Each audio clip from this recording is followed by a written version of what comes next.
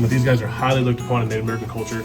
The Ioways believe and some other tribal cultures believe that this is the only creature or being to see the face of the Creator.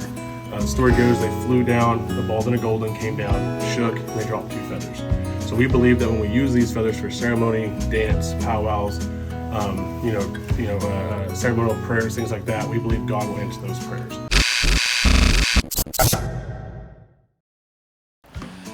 All right, guys, today we're talking about a new release that we just did. But those of you guys that follow us on social media know all about this beer that I'm drinking today, Native Land. So this is actually our first collaboration project that we've done. We did this with Bow Arrow Brewing out of Albuquerque. We didn't actually get to go there and brew with them. They didn't get to come here and brew with us, but this is a national collaboration. Breweries all over the country are doing this. It's kind of our version of something similar to Black is Beautiful, some other stuff that you've seen like that. So the idea was for breweries around the country to use the base recipe with maybe that little bit of their twist to it. There was even a West Coast version that they could do, and then put their logo on the cans. And then on the cans, we are representing the tribes who originally lived in the area that brewery resides on. And so for us here in the Oklahoma City area, our research brought us to 5 tribes: the Wichita, Comanche, Kiowa, Apache, and the Osage. And there's a lot of debate there maybe on who was first, or if all of those actually resided here in the beginning, or if they were just passing through. This whole project taught me a lot about the history that even I didn't already know, because our history books here in Oklahoma start with reservations, but people were here long before that, obviously. So, but anyways, that beer is available, and that's what I'm drinking here now. The other great thing about doing this project was it introduced me to a hop that I hadn't used yet, which is Strata, and it's amazing. I love it, and I can't wait to use it in some of our future maybe double IPA releases coming up.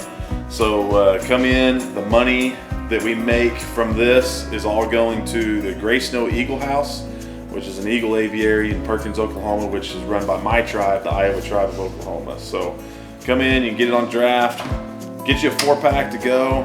Either way, you're helping out the eagle aviary, and we really appreciate that. Also, real quick, before we go on to more about that, I just want to let you know we still have some 007th Street, our double IPA that we released. And then today, at the day of recording this video, we're releasing Hot Lava. And this is taproom only. There's just a few cases of it. We have it on draft, so you can only get it. It won't go out into distribution. This is an Imperial Stout at 11% ABV, cacao nibs, lactose, so like a milk stout, and chipotle peppers. So got a little sip of it right here. A little smoky. It's not super spicy. If you've been in the tap room and you've had Trickster, it's not like that. It's not that kind of spicy, but there's just a little bit of spice there, a little hint of it. It lingers on the back of your tongue, maybe the back of your throat just a tad, and turned out really well. So we're releasing that today, Friday, and we'll have it available until it's gone. So who knows, maybe not that long. But anyways, get back to Native Land. What we're gonna do now is I'm gonna show you a little video. We went up to Vast, which is the restaurant at the top of the Devon Tower, to get some pictures that you might have seen on our social media of just downtown Oklahoma City, to kind of show the land where our brewery is located. And we spoke with our friend DG Smalling, who, if you don't know, he did the artwork that you see in our tap room. That he did that for us. And he's also a bit of a historian when it comes to tribes and native people, not only in Oklahoma, but around the country. So anyways, here's a little clip of me and DG talking about this beer, and maybe a little history that you might not have known about when it comes to Oklahoma City, and maybe even the state of Oklahoma and tribes who were originally here. So check this out. Cheers. So here's the label. Native Land. This is just a really cool collaboration we're doing with Bow Arrow in Albuquerque, New Mexico. The idea behind the beers, we're celebrating and recognizing the tribes who were originally on this land, which if you were to able to zoom in more, you would see that our brewery is right down here. And so we're recognizing the tribes that were on that land originally, before removal. So we're talking before reservations. So we're really happy to release this beer. I got my buddy DG here. A lot of people know DG from the artwork that he has in our tap room. And we're just having a conversation about this area, our hometown, or where we live, or where our brewery's at. DG, what was going on here in that day? I think it's pretty important for us, especially in Oklahoma, because we're such a mixture of peoples from around North America. And I say North America because that includes northern Mexico and southern Canada. It's unlike anywhere else for Indian country that we have not only the 39, but at one time there were 67. But the original for this area were the Wichita and affiliates. Say affiliates are 4 other nations, and so the Wichita went from what is now Wichita, Kansas, all the way down to what is now Waco, Texas, hence the name Waco. So around Waco, Waxahachie, these others. And so in this area, the Wichita, the Washitas, if you go west here a little bit, along the certain river beds and the rivers that were here, there were not dwellings, and there weren't gathering points. There was actually a city that went on for miles, not like 1 or 2. It went on for tens of miles around these the developments. This area here in Oklahoma City, originally here we would have had a convergence of plains, but we also would have had groves of council oaks. So from this point, if we can see it from here, west about 10 miles, there's a lake called Lake Overholser.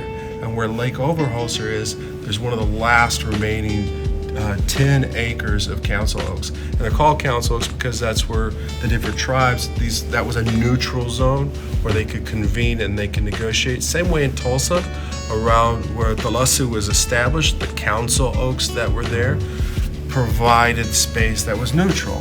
And so this area where we're in, downtown Oklahoma City, being Wichita and affiliate originally, we have others. We have that were more nomadic that came through, like your Apache, your Osage, your Comanche, that were connected to this area. But really, those are the ones who had infrastructure in cities here. Interesting. So, you and I both come from tribes who came here later during removal.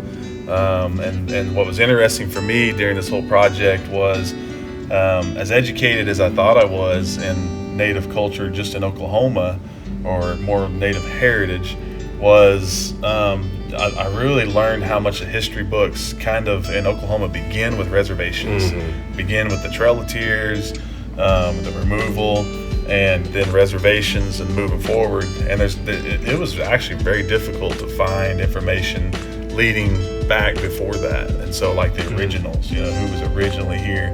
And what's interesting about, we're up here at the top of the Devon Tower and looking over the city. What's interesting is just to imagine what it was like before all of this concrete and the cars and the highways and stuff. And what I hear you talking about is maybe different than what a lot of people imagine from the Western movies they saw and stuff, like where they just thought it was just nothing but plains and maybe a few little teepees here and there. You're talking about cities, real civilization. Right. Absolutely.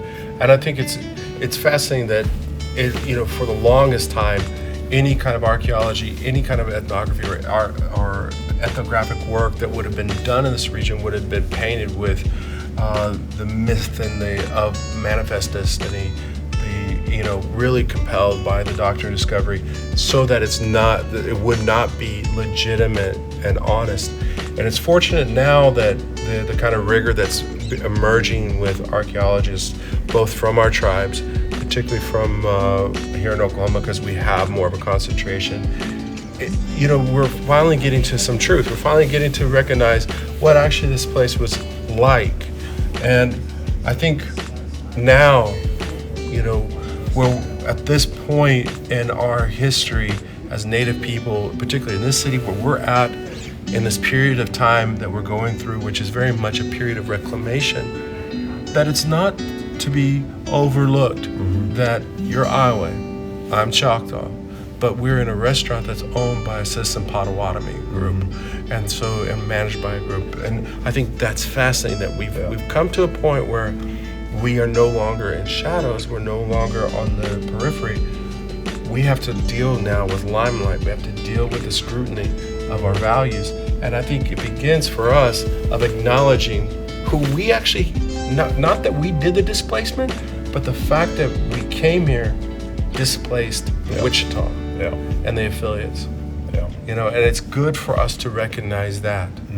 Yeah, and you kind of touched on a little bit of something there that has really been a big thing for me and you hear the term "still here" a lot. And what's interesting about that is a lot of people see what it used to be, and then they see what they see now, and they think we're not a part of it anymore.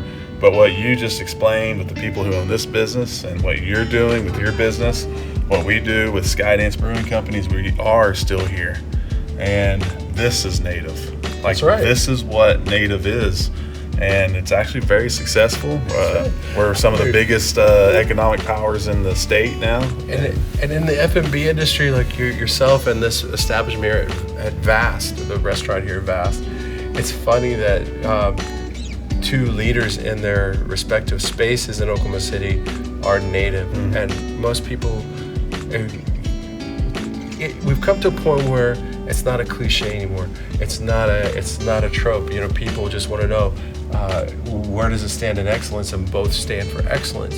And that's fortunate that we're unloading the baggage. And I find that good. But I also respect the fact that both yourself and the other brewery, in the middle of your success, in the middle of this growth moment for both the businesses, that you're recognizing those who we've impacted inadvertently, those that have impacted us, and that we take a moment and we honor and respect them, because I think that's an appropriate way of dealing with this.